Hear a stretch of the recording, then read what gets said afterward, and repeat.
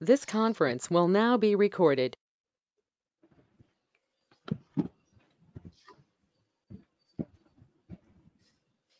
Good morning, everyone. My name is Rachel Florence, and today we are going to be discussing barium studies. Am I audible to everyone? Any one Yes, of you ma'am. can respond to? Yeah. Okay. Yes, So ma'am. barium studies. Yeah. Okay. So simply put, I'm going to explain it in a very brief manner so that you people don't get confused much. You all must be knowing what are barium studies. It's a procedure where the patient is allowed to give a chemical called barium sulfate, and then a series of X-rays are taken so that you can visualize the gastrointestinal tract. So, barium sulfate is the contrast medium of the choice for GIT studies. And the reasons we use barium is because it has a high atomic number, it is non-absorbable, it's non-toxic, it's insoluble in water, and it's inert to tissue, so there's no damage to the system. And it can be used for double contrast studies as well. Coming to the additives which are used, there is carboxymethyl cellulose, which is a hygroscopic material, and it increases the viscosity of the barium sulfate which we are using. So that prevents the settling of the solution. Along with that, we have sodium citrate, sodium metabisulfate, simethicone, which is an anti-foaming agent and a color agent, and some sweet thing like saccharin to improve the taste of the chemical.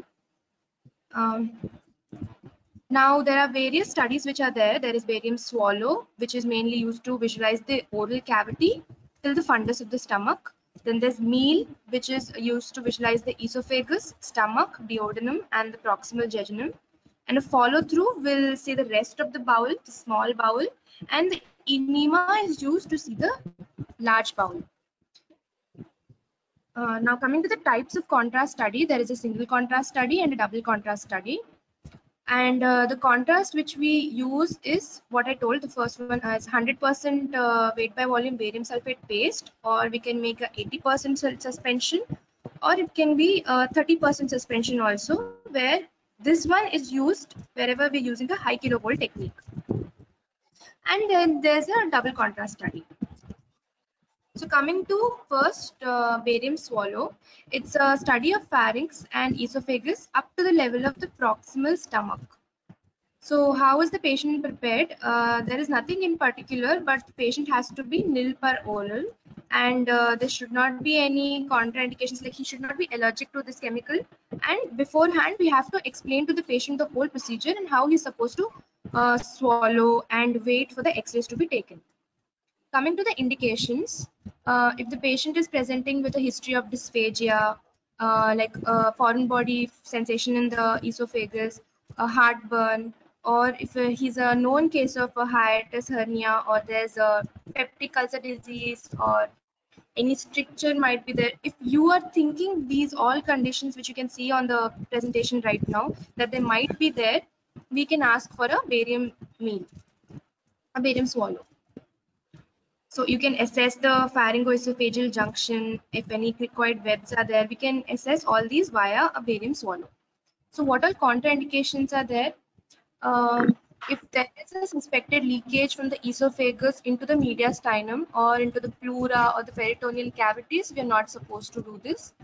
If at all the patient is not in a comatose state or not able to swallow properly, and there are chances of aspiration, we're not supposed to tell him for this. And if there is a bowel obstruction or a severe constipation or pregnancy, these all are contraindications for this study. So what all views do we take when we start? When the patient is given the barium sulfate and then asked to swallow, these all are the views in which we take. First, there is an erect right anterior oblique view in which we can see the esophagus between the vertebral column and the heart. Then there's erect left anterior oblique view where we can see esophagus between the hilar region of the lung and the thoracic spine. There is an erect AP view where directly we just see the esophagus, which is superimposed on the vertebrae, and a lateral view where we can see the entire esophagus. If at all I'm going a little fast, any one of you can unmute yourself and let me know. Uh, Now coming to the technique, the patient is asked to take a mouthful of barium sulfate paste and asked to swallow once and then stop swallowing. So then we take a film. First there is a scout film taken. A scout film is taken, followed by whatever views I have told. Here you can see that in the lateral view, we can see that there is hyoid bone and the tongue base can be visualized. And the left and right pyriform sinuses can be also seen here. Now coming to a single contrast study for esophagus, it is useful when looking for a esophageal compression, displacement or motility disorders. So multiple mouthfuls of the 80% barium sulfate suspension are given, following which the patient is asked to swallow it and we can visualize the peristalsis. And while you want to see the peristalsis, you should always make sure that the patient is in supine position. So the films are exposed in erect position, right anterior oblique, left anterior oblique, frontal view, lateral view. These are taken. Hello. Is there any doubt?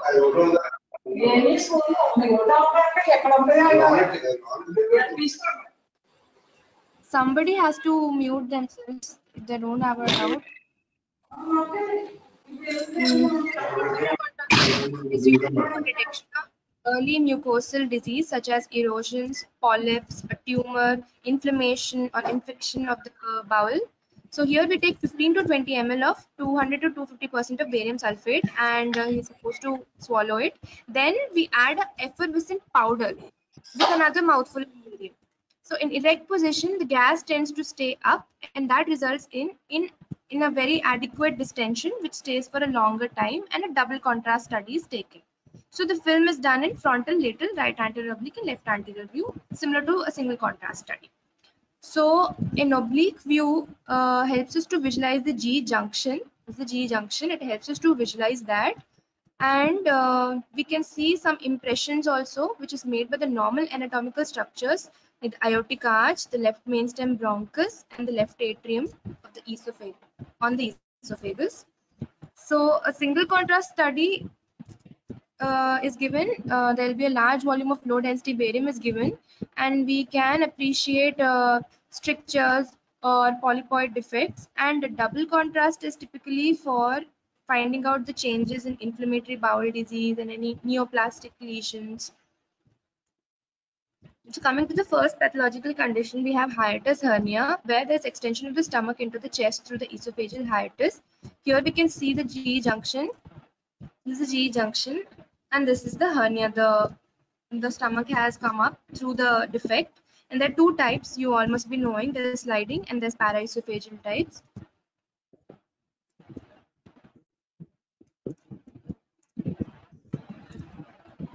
The next one is achalasia cardia.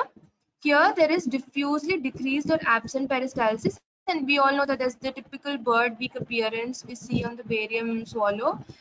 The lower esophageal sphincter fails to relax, and hence there's pulling up of the contrast above it and it gets distended. And there'll be slight passage of food in the upright position. So you'll see a smooth, tapered distal esophageal narrowing. So you need to remember this. It's a very good spotter, the bird beak appearance. Next, we have diffuse esophageal spasm, where there's uncoordinated contractions of the esophagus because of the loss of inhibitory neurons. So it gives us a typical corkscrew appearance. You all can appreciate this, the corkscrew appearance. I'm going to go fast wherever there's no need to explain much because you all must be knowing all this. Then coming to esophageal cancer, there is hold up of the barium column and tapering of the esophageal lumen. We get a typical rat tail appearance. So you might be confused between a bird beak appearance and a rat tail appearance. So you just need to remember that there is irregularity and it's more thinner, and the patient clinical symptoms are very important. There'll be loss of appetite, loss of weight and all that. So you need to always compare clinically. Now coming to esophageal web, which is a very common thing, mostly seen in the cervical esophagus. They typically arise from the anterior wall and sometimes they can be circumferential also. Here we can appreciate that there is a web which is coming from the anterior wall, and we see in these conditions webs, Plummer-Vinson syndrome or GERD, or when there's radiation history. Then there's Barrett's esophagus, which is intestinal metaplasia, where the mucosa is converted, the squamous mucosa is converted into the intestinal mucosa, and we can see a typical appearance of a web-like strictures. You can clearly appreciate that there is some pathology here. Next is the Zenker's diverticulum, which is an outpouching. It is a false diverticulum with only the mucosa and the submucosa protruding through the Killian's dehiscence between the horizontal and the oblique components of the cricopharyngeus muscle. So here the swallow is showing collection with midline posterior origin just above the cricopharyngeus protruding laterally. So we can visualize this, which is not a normal thing. Coming to Candida esophagitis, it is mostly seen in immunocompromised people where there is longitudinally oriented filling defects which represents the Candida plaques. So here you can see there are longitudinally arranged defects. So larger plaques may coalesce and produce a cobblestone appearance, but this is more common, the vertical ones. And cytomegalovirus esophagitis in a patient with AIDS is seen here in this case. And here we can see a large flat ulcer in the profile. You can see wherever the arrows are showing. So all these features are seen in immunocompromised people. Then there's feline esophagus. These are just transverse bands seen in the middle and lower esophagus, and we can appreciate this in the double contrast. It is always associated with active gastroesophageal reflux. This is not a common pathology. Next, coming to complications, sometimes when we don't make sure that the contraindications have been ruled out, there can be complications. So there can be leakage of barium from an unsuspected perforation, and that can lead to a granuloma formation, or the patient can end up in a respiratory distress because of aspiration. Now we come to the next study followed by a swallow. Now this is meal. Meal is usually seen for the lower stomach and the upper small intestine. So the indications are if the patient is presenting with a symptom of epigastric pain, anorexia, weight loss, vomiting, and you might be suspecting an upper abdominal mass or a hemorrhage inside, or any malignancies, any obstruction, any motility disorder. But in that region, then you can ask for a meal. As usual, if there is a suspected perforation or any aspiration, obstruction, you're not supposed to ask for this. And preparation is the same. You are asked for the patient for having a fasting of 6 hours, and they should not be a smoker. The contrast media used is the similar single contrast or a double contrast study. The views for this are for visualizing the fundus, we can use a supine position, or for a double contrast, we do a erect with two views 90 degrees to each other, or a prone view. And to see the body, we do a erect or prone. The antrum and pylorus are visualized when the patient is in a prone right side down position, and the first part of duodenum and the C loop of the duodenum, and the second part is seen when the patient is prone and right side down again. And the D4 part of duodenum is seen in a supine position. So you just need to remember all these. It's not like you have to memorize this, but whenever the physician is asking for a particular pathology in this part it is suspecting, you're supposed to do all these views. So as usual, this single contrast study, the patient is given the suspension and asked to swallow while the esophagus is under the fluoroscopy. The patient is made to lie in the supine position and rolled in a clockwise manner. A good coating of the entire stomach mucosa is obtained and the radiography is done. The patient is kept supine, and then again 100 to 250 ml of barium sulfate is given and spot films are taken to visualize the filled fundus.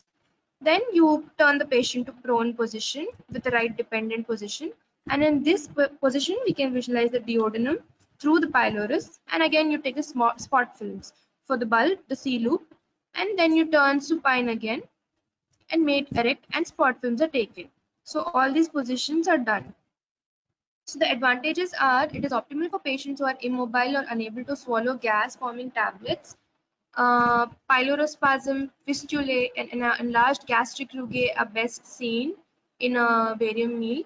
And the filling defects due to large masses in the pyloric and the duodenal region are more easily identifiable. And it is a procedure of choice to examine patients who you're suspecting to be having gastric or duodenal obstruction. Now, the disadvantages are that there is a lack of sensitivity in seeing very small erosions or ulcerations, and subtle changes will not be really seen. Hence, we go for a double contrast for that case. Dry, fluid-free stomach is essential for this study, and it should not be done if secretions are already there in the stomach, because these secretions will prevent any adequate mucosal coating. So, as I told before, along with the suspension in a double contrast study, we add an effervescent agent. So here we are using sodium bicarbonate, citric acid to produce the gas in the stomach. And when they come in contact, carbon dioxide is produced that acts as a negative contrast media. So the technique is you give injection Buscopan IV, then to relax the musculature. Then you study the duodenum. Contrast along with the gas forming agents are given, and the patient is rotated slowly for mucosal coating, beginning from the supine to right lateral to prone to left lateral and back again to supine. So the advantages are that here you can see small mucosal lesions and any recurrent carcinomas following any treatment and abnormalities following gastric surgery. Again, you might miss some ulcers, all of that. And the aftercare is the patient should be warned that his bowel motion will be a little slow for a few days, and to keep his bowel open with laxatives to avoid any impaction because of the barium, which can be a little painful. And the patient must not leave the department until any blurring of vision is produced. If there is, that thing has to be resolved if there is blurring. So the complications are there can be leakage of barium from an unsuspected perforation peritonitis, which can lead to peritonitis, aspiration pneumonia, or a barium impaction, which can lead to a large bowel obstruction. And the side effects from the barium or acute gastric dilatation can happen, or an embolization, barium embolization if a bleeding ulcer is present. So now we come to the pathologies. Here you can see a well-defined lesion is projecting from the fundus, making an obtuse angle with the wall. This is suggestive of a benign tumor, a GIST, gastrointestinal stromal tumor. Next is the gastric cancer. Here we can see that there is marked mucosal irregularity noted involving the lower end and also the lesser curvature, and luminal narrowing is there. This is definitely suggestive of a neoplastic etiology. Here we have a diverticulum, which is an outpouching from the greater curvature, and also we can see air contrast in the diverticulum. These are multiple well-defined filling defects with a surrounding ring of barium noted on the dependent wall of the stomach, suggesting multiple gastric polyps. Then there is a gastric ulcer. In ulcer, we'll see pooling of the barium within the ulcer crater with a mildly thickened rugae surrounding it. Then there is erosive gastritis, where there is a central pool of barium surrounded by a radiolucent halo. If you can see, there is a pool and a halo. So this suggests erosive gastritis. Then there is pyloric stenosis, where we see because of the stenosis of the pylorus, there is a grossly dilated stomach with a streak of contrast passing through the narrow elongated pylorus. Coming to the next study, now this is the follow-through, which is designed to demonstrate the small bowel from the duodenum till the ileocecal region encompassing the duodenum, jejunum, ileum, and including the junctions. So this is also known as barium follow-through or small bowel follow-through. The indications for this are pain, diarrhea, anemia, any bleeding, malabsorption basis, or any abdominal lump and the contraindications are similar to this. There's a perforation or immediate paralytic ileus or colonic obstruction, you don't do this. So the contrast medium used here is a medium density suspension. And for the preparation, the colon is cleaned by administration of any purgatives, and the patient should be nil per oral for 12 hours. And taking any tranquilizers, spasmodics like Buscopan or codeine, this should be stopped 24 to 48 hours before the procedure. The procedure is similar. You take the barium and drink rapidly right side to be rapidly, then the patient is kept in a right dependent position for rapid gastric emptying. Because we're not visualizing the stomach here, we need to go, the suspension has to go a little down. Then the prone PA films of the abdomen are taken for every 20 minutes during the first hour. So the subsequent, after the first hour, subsequent films are taken at 30 minutes interval till the suspension has reached the ileocecal junction. Now here we can see the films taken, series of films taken. There is an immediate spot film, then there's one 15 minutes later, 30 minutes later, and this is the 1 hour. So you can visualize the contrast has reached the ileocecal junction easily. The positioning is, for the first film, it is right side down dependent, then you make the patient prone, then right side up. So these are the things. Right side down dependent is to aid the gastric emptying, prone position is to separate the bowel loops, and right side up is to visualize the ileocecal junction. The advantages are that this is a very easily performed procedure. There is no discomfort and it is a physiological process, so the transit time can be assessed nicely. The disadvantage is that there will be overlapping of the barium-filled bowel loops in the pelvis. There might be poor distension because we cannot control that. And sometimes there will be inappropriate timing for visualizing this partial small bowel obstructions. And the complications can be a leakage of the barium from an unsuspected perforation, any aspiration, conversion of a large bowel obstruction to complete obstruction. A partial obstruction might be complicated to a complete one, or there can be barium appendicitis, that is if the barium gets impacted in the appendix.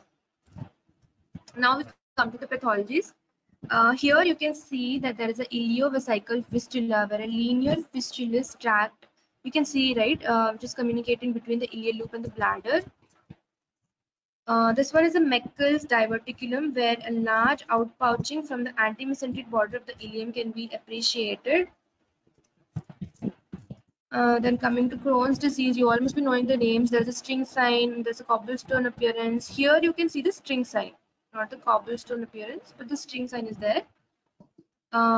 Here in Crohn's disease, we can see that there is a stricture, if you can make out, in the ileocecal junction, and also mucosal granularity is there. Now coming to the last study, which is the barium enema. The indications for enema is any benign tumor, a colorectal carcinoma, you're suspecting ulcerative colitis or a Hirschsprung disease, chronic diarrhea is there, or bloody stools, constipation, IBS, or any unexplained weight loss and is suspecting a large bowel pathology, you go for an enema. The contraindications for this would be a toxic megacolon or a pseudomembranous colitis, any recent biopsy in pregnant ladies, any recent barium meal, or incomplete bowel preparation, which is a relative contraindication, but the problem is if the bowel is not prepared properly, the whole procedure is completely waste because you cannot visualize the bowel then.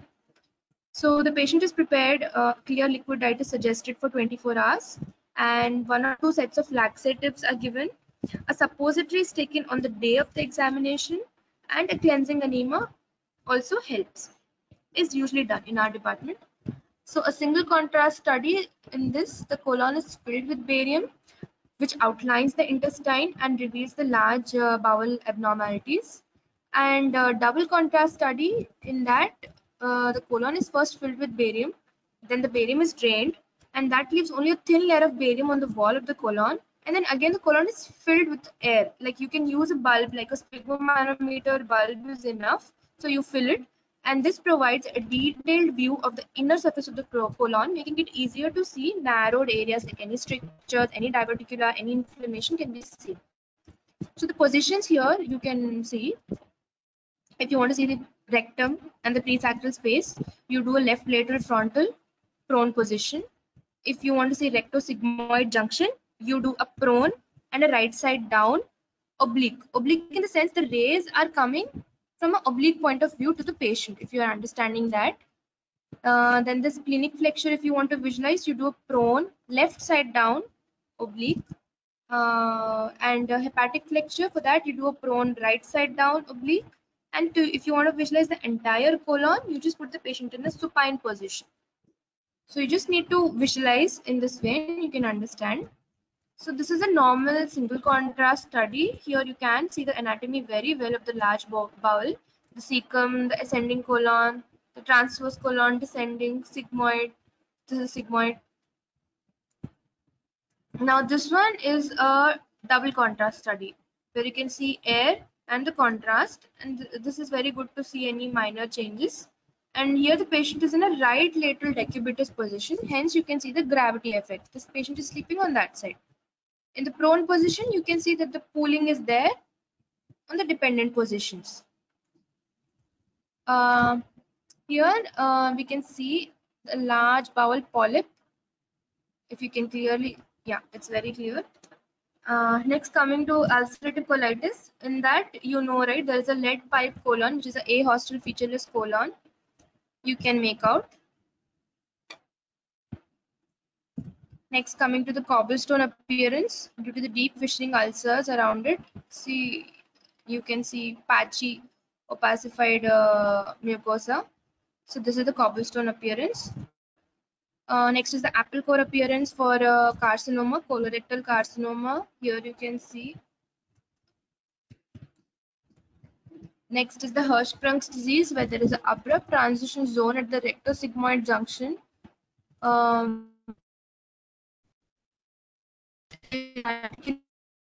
Multiple small rounded outpouchings from the bowel wall. You can clearly see here. So this is a diverticular disease. This is a double contrast study.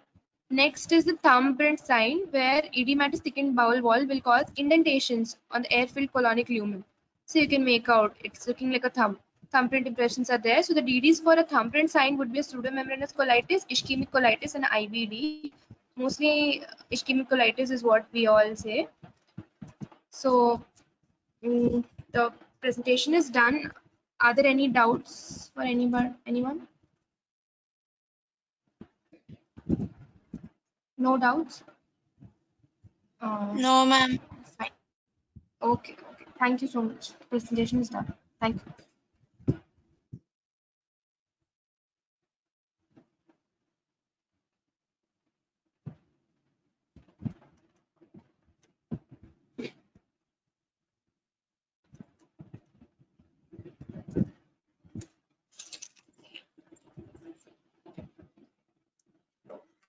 Ma'am, Yeah. ma'am, for carcinoma colon, we use barium follow through, ma'am. For carcinoma colon, you can go for a barium edema. A follow through might not be so clear, right? Because we have to see the colonic area. So enema is good. Yes, ma'am. Okay. Yeah. You can go for a sigmoidoscopy also if the patient has a contraindication for the chemical. So you can go for a virtual sigmoidoscopy, which is Ma'am, in barium enema, we give it from rectal end, or we can give it from like IV also. I mean, no, oral. Sorry. orally, no, you're not. In enema, you give it from the rectal side only. You give the contrast in the rectum, and then you drain the contrast, and then you inflate air into it. And the patient is positioned in a prone position. He's sitting up, right? So you give it through the rectum. Yes, ma'am. Okay. Thank you. Okay. Bye, everyone.